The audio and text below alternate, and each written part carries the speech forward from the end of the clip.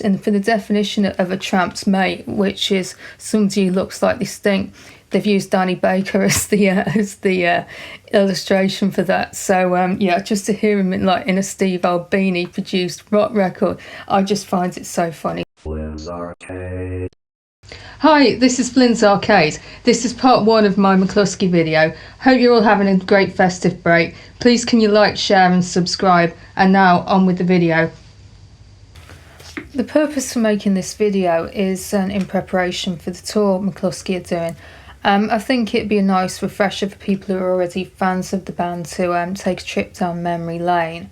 But also during the course of making this video, and also just during the course of my life, I found that Mclusky aren't that well known, and it's actually quite difficult to introduce them to people who aren't familiar with them. So I thought that I'll pick out some of my favourite songs and do a bit of an analysis on them, so that should you be going to any of their concerts on the tour, you can perhaps play the video to your friends if you're taking them with you, and maybe they'll get a bit of an overview of the bands, and hopefully get them into them somewhat if they're going with you. I first got into Mclusky in 2004 when a person I met on the forum for the band, and You Will Know Us by the Trail of Dead, sent me a mixed CD, and I've continued to listen to them ever since. I also listened to Falco, the lead singer of the band's other band, Future of the Left, and I've just continued to be into them, on and off, but for over 20 years now. Whilst researching this video, I looked at a few references. My personal favourite, Reddit, which I found was really helpful when I was making the Scott Pilgrim video, but I also read several interviews in Pitchfork, and also looked up a few references to some of the song lyrics. One of the more entertaining things I found was AI had written a review of an experimental track and a lyrics analysis, which I found quite bizarre, and I'll talk about this later on. I also referred quite a bit to a fellow YouTuber, a creator called 2020 Sounds, who made an excellent film called Mclusky and Future of the Left to Hell with Good Shoes, and I will be referencing it throughout the video. Definitely check out that channel as well. It's really good if you're into alternative and slightly obscure music. One of the things that 2020 Sound goes into in his video is about is going into why aren't the band more famous than they are. As Mclusky's cult classic sophomore album Mclusky Do Dallas turns 20 years old, I can't help but think that if a record like that came out today, trailed by the 1 minute and 51 seconds roller coaster of detonations that is lightsaber sucking blues, I'm fearful of flying, and flying is fearful of me. then they'd be dominating the BBC Six Music playlist and being heralded as one of the best new bands in the UK. One thing that's really interesting is I wasn't even aware of this until very recently. At the start of Mclusky's career, they played a showcase gig with the Yeah Yeah Yeahs. I actually saw Yeah Yeah Yeahs at All Point Season. They were headliners, and there was thousands of people there, and so it's quite a big difference to see a band at Dingwalls and a band headlining such a massive festival. So there was definitely something unusual happened, and when the two bands passed diverted like they did, and it was really good to see how 2020 Sound managed to research it and contextualise it. Hi, this is me from the future.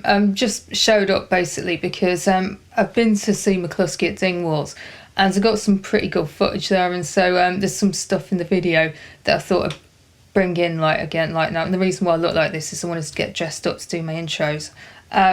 I think I really needed to do a special mention to Lightsaber Cocksucking Blues, because that's probably the greatest hit of Mclusky. It's certainly the song that if anyone's heard of them, it's the one that they know, and I've got some pretty good footage of it, so I thought I'd play that.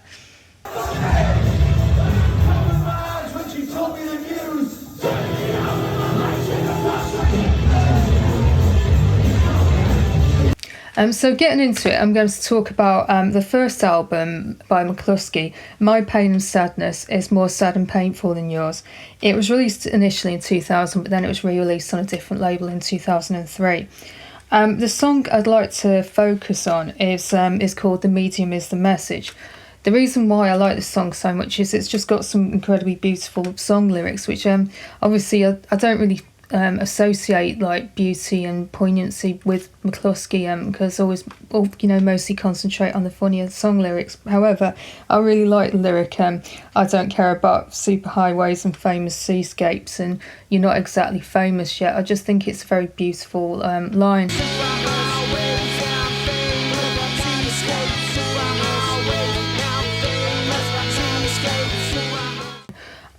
I looked up, I was Googling when I was looking for song analysis videos and also articles. I googled "the medium is the message" and then I found a lot of information on it.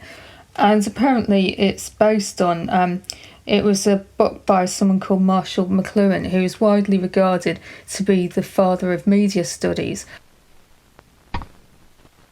I come from a 19th century country, Canada, and this gives me a great advantage in looking at the 20th century. The 20th century is the age of electric technology. It's the most dominant tool of our time. And reevaluate every thought and every institution you formerly took for granted. You can actually look on YouTube. There's a video he made a film about him, possibly from a really long time ago, from like 1967, and it discusses the nature of media and how TV affects people, and it still continues to be relevant today. And I really recommend that you have a look at it. What I found really funny as well was when turns out, because he was a communications expert, he published a book and it was called "The Medium is the Message," but then there was a typo, and then which meant it was called "The Medium is the Massage," and he just liked it so much and he thought it was like punchy and catchy, and he just kept it, and I just found that like really interesting. So that's just on and this is like a fairly unknown track on the first album, so hopefully we'll as we move across their career, we'll find some other like hidden gems you may or may not know about. I'm going to talk about their second album, Mclusky Do Dallas, which they recorded in, you guessed it, Chicago.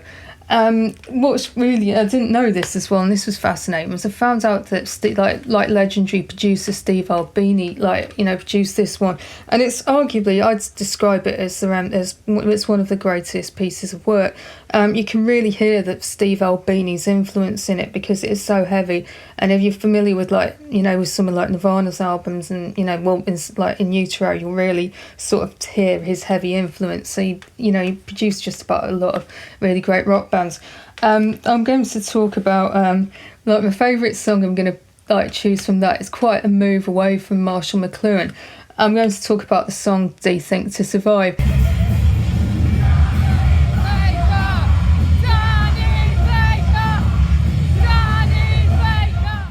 And it's because of its torture cry towards the end of Danny Baker, which is repeated several times. The reason why I just think it's hilarious, just to hear somebody simply being so angst-ridden about Danny Baker. And Danny Baker, he's mostly known, in my opinion, he's actually referenced in the Profanosaurus by Viz, where they just talk about just rude words and they describe what they mean.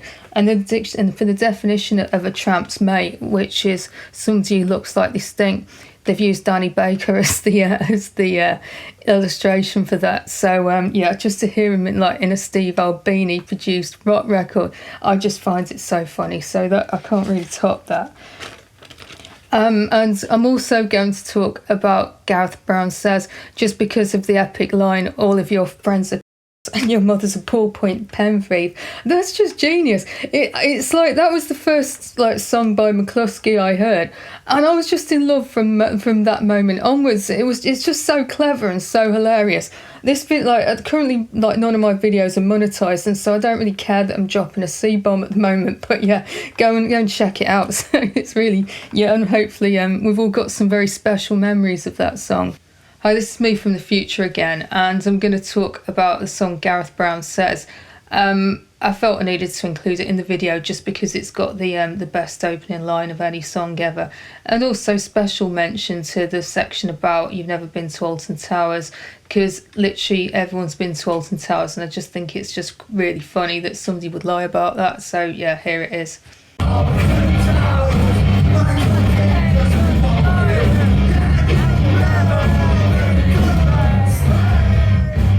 The next album I'm going to talk about is The Difference Between Me and You Is That I'm Not on Fire, released in 2004, and it was the last like proper album that Mclusky put out. The song I've decided to choose as my particular favourite is KK Kitchen's What Were You Thinking? KK Kitchens, what were you thinking? The quality units have stood a chance for the little club, planning and perspective. You never avoided this. It's obviously a song about, well, it's what I'm guessing it's about. It's about a poorly named shop on like the Falco spotted on the high street. And it bemoans the decision making of somebody who called like a kitchen emporium and decided to name them after a race hate group, and didn't. And it talks about what drugs were your salesman on and things like that. I just think it's I think it's great, and it's also, as far as I know, the first time like Falco's mentioned the local Spar. And which is like a convenience store that's pretty ubiquitous on like the UK neighbourhoods, and it won't be the last time as well. And I think that sort of use of mundane high street imagery is one of the things that I really love about the band. This is also Me from the Future. The song that I saw at the gig was She Will Only Bring You Happiness, which was never really a particular favourite of mine. I didn't dislike it, but it certainly wasn't a favourite. But I actually seen it live. I actually felt quite, there's really like, I've got footage of Falco made a really good few jokes in the intro for it, but what I really enjoyed was seeing the whole room singing along to the line, Our Old Singer Is a Sex Criminal, and actually I felt quite emotional listening to it, so here it is.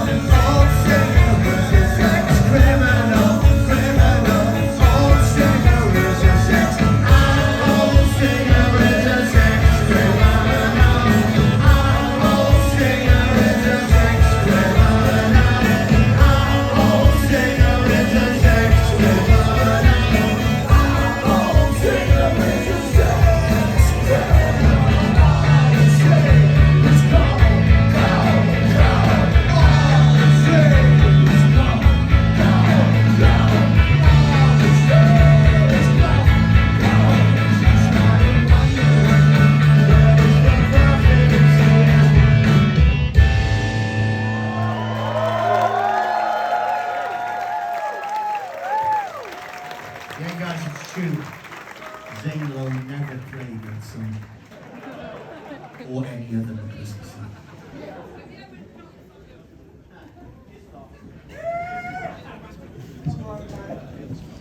So that's the end of my video. Hope you enjoyed it. Please like, share and subscribe, and see you in the next video.